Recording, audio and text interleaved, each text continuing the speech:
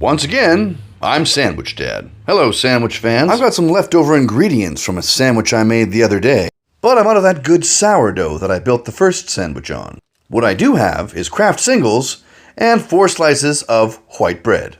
And so my chosen vehicle for this sandwich shall be driven on 2 grilled cheeses.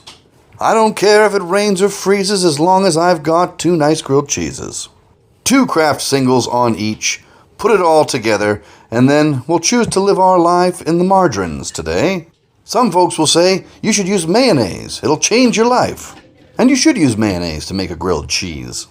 But you should also stay skeptical of hyperbolic language. And if you don't like margarine, remember that ACAB includes the food police. Here are my grilled cheeses. Fresh and warm from the pan. We'll get them all lined up here, oriented properly for when we flip our sandwich together, and on first is going to go our mayonnaise.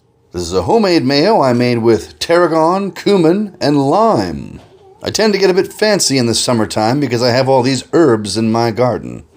Next, we're going to use some of these Rosanna's peppers, the crimson peppers, to give a little bit of heat, and they also give sort of a nice sour punch from the vinegar, almost a pickle-like flavor. Now, I've got some leftover fried chicken with some Comté cheese on it.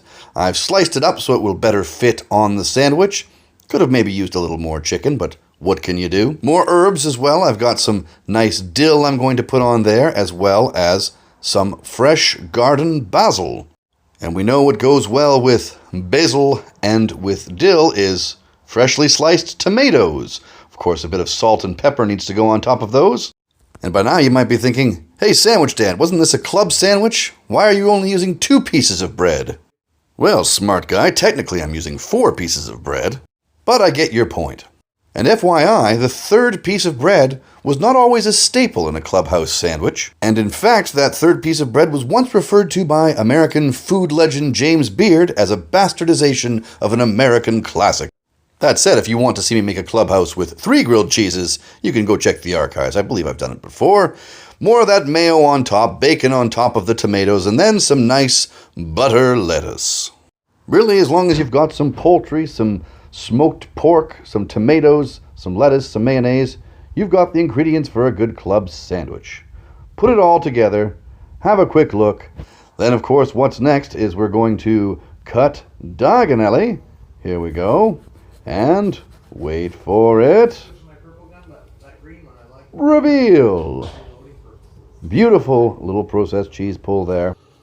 And a very fine cross section, if I do say so myself. All right, here it is.